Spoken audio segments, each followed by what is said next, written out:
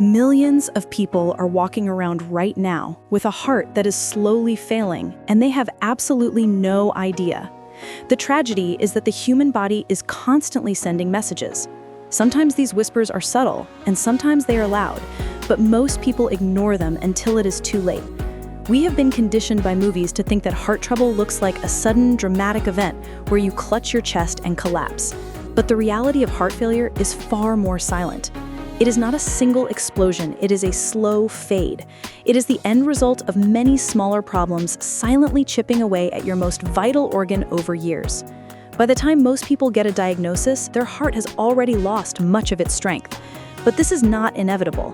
If you understand the early warning signs and the lifestyle choices that protect you, you can take action long before your heart gives out. To understand these signs, we first need to clear up a massive misconception. Heart failure is very different from a heart attack.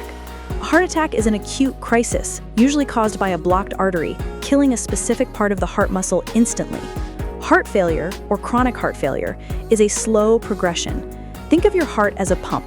Its job is to move fluid through your body. When that pump becomes too weak to handle the load, or the resistance in your pipes becomes too high, the system starts to back up. This backup of fluid is what causes the symptoms that so many people mistake for just getting old. The first and most common sign is shortness of breath. You might notice you get winded doing things that used to be easy, like walking to the mailbox. You might tell yourself you are just out of shape, but physiologically, this often points to the left side of the heart weakening. The left side is responsible for pumping oxygenated blood out to the body. If it cannot keep up, fluid backs up into the lungs. This is called pulmonary edema. Essentially, your lungs are filling with fluid instead of air, making it feel like you are trying to breathe while underwater. This leads directly to the second sign, which is profound fatigue and weakness. Because the pump is failing, your muscles and organs are not getting the oxygen-rich blood they need to produce energy. You might feel exhausted after very light activity, not because you are lazy, but because your engine is starving for fuel. To compensate for this lack of oxygen, you might experience the third sign, which is a rapid or irregular heartbeat. Your heart knows the body is not getting enough blood, so it tries to beat faster to make up for the inefficiency. Unfortunately, this often makes the problem worse, as the heart beats so fast, it does not have time to fill up completely between pumps, leading to a vicious cycle of inefficiency. As that fluid continues to back up in the lungs, it triggers the fourth warning sign, which is persistent coughing or wheezing. This is not a cold or an allergy. This is the result of fluid leaking into your airways. In more advanced stages, this cough can produce a frothy or pink-tinged mucus, a clear signal that the lungs are struggling against fluid overload. One of the most surprising signs, and one you must watch closely, is rapid weight gain. I am not talking about gaining a pound over a month. I am talking about gaining 2 to 5 pounds in a matter of days. This happens because as the heart fails to pump blood to the kidneys panic. They think the body is dehydrated because they are not receiving enough blood flow. In response, they hoard salt and water, causing massive fluid retention. If you see the scale jump up overnight without a change in diet, it is likely fluid, not fat. This fluid has to go somewhere, leading to the sixth sign, which is edema or swelling in the legs, ankles, and feet. While shortness of breath usually indicates the left side of the heart is struggling, swollen legs often indicate the right side is failing.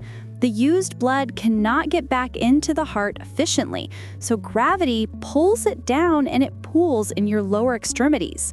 This brings us to a sign that ruins your sleep, known as nocturia, or frequent urination at night. During the day, gravity keeps that excess fluid in your legs, but when you lie down flat to sleep, gravity is no longer holding that fluid down. It rushes back into your bloodstream and to your kidneys. Your kidneys suddenly have to process all the excess liquid, waking you up constantly to use the bathroom. This relates closely to the eighth sign, which is orthopnea, or the inability to breathe while lying flat. If you find yourself needing 2 or 3 pillows to sleep, or if you sleep better in a recliner than a bed, this is a major red flag. When you lie flat, the fluid from your body drifts toward your lungs, drowning them. Sitting up is the only way to use gravity to keep your lungs clear enough to breathe. As the condition progresses, you may find you are unable to climb stairs or carry groceries. This is the 9th sign. The reduced cardiac output simply cannot meet the demand of moving your body against gravity. Finally, the 10th sign is a swollen abdomen. This occurs when the right side of the heart is so congested that fluid leaks into the abdominal cavity, a condition known as ascites. This can cause you to feel full quickly and lose your appetite, even though your belly looks larger. So what causes this slow deterioration? The number one enemy is high blood pressure, which forces the heart to work too hard for too long. This is closely followed by insulin resistance and type 2 diabetes, which damage the blood vessels and heart muscle. Smoking and alcohol also play significant roles. However, there is hope. Heart failure is not a single disease, but a result of lifestyle factors we can often control. The solution lies in a holistic approach. Eat better, move better, and feel better. Nutritional changes are paramount. You must reduce inflammation by eliminating sugar, processed carbohydrates, and industrial seed oils. Replace them with whole, fresh foods that nourish the heart. Movement is also non-negotiable. Your body was designed to move.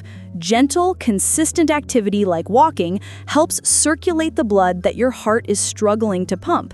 It assists the heart mechanically. Finally, emotional health is crucial.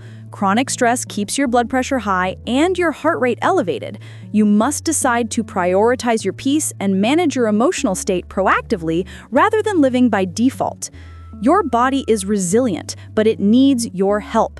If you recognize these signs, the shortness of breath, the swelling, the fatigue, do not brush them off as normal aging.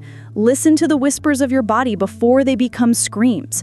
By taking control of your nutrition, your activity, and your stress levels today, you can protect your heart and ensure that your later years are filled with vitality rather than limitations.